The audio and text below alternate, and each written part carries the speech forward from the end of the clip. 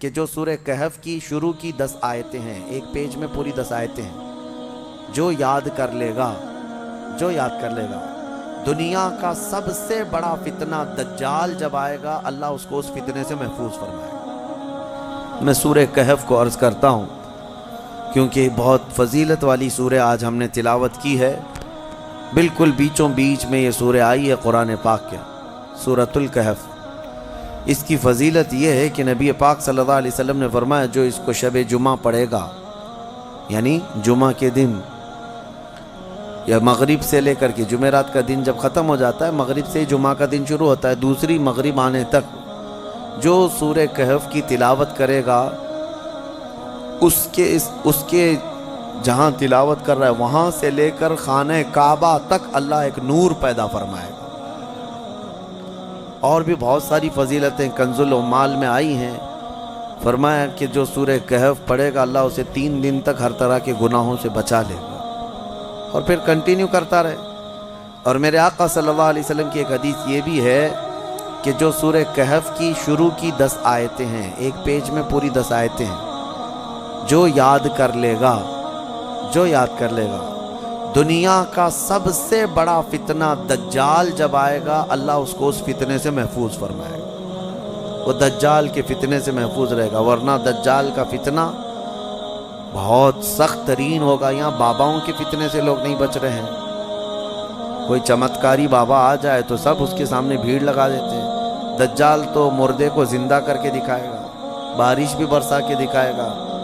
ہاں، دجال خالی چٹی نکال کے نہیں دکھائے گا، ہاں وہ گھاس بھی اگا کر دکھائے گا، سبزے بھی نکالے گا، بہت ساری چیزیں ایسے عجوبے کر کے دکھائے گا۔ لیکن بہت لوگ اس کے پیچھے اندھا دھند بھاگنے لگ جائیں گے کہ ہمارا خدا ادھر پڑا۔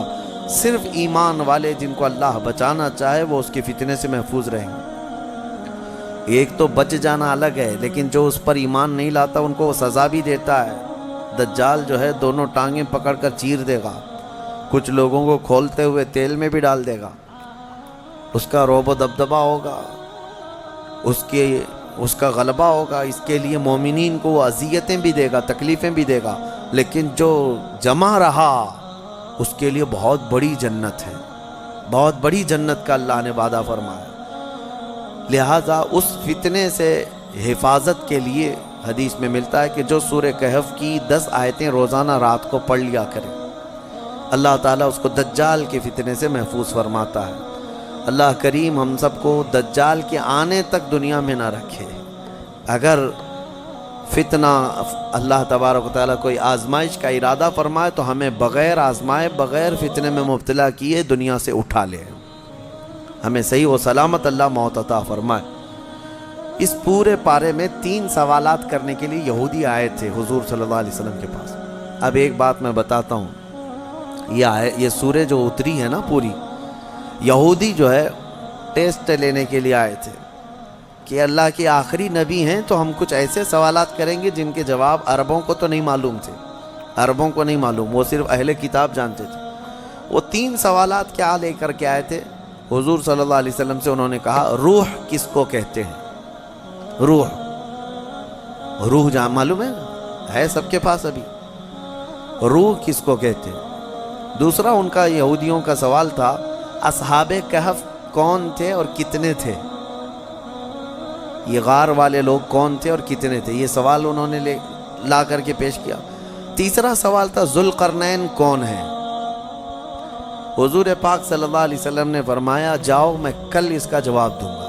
اب سنو، یہ کس کے لیے؟ نبی رحمت سید الانبیاء کے لیے۔ سنو توجہ سے، جو بڑے ڈھیٹ سے کہتے ہیں نا، عام لوگوں کی بات کر رہا ہوں۔ رسول رحمت صلی اللہ علیہ وسلم نے یہودیوں سے کہا کہ کل آ جانا، میں بتا دوں گا۔ تو حضور کا یہ ارادہ تھا کہ آیتیں اتریں گی، وہی آئے گی تو میں اس سے جواب دوں گا۔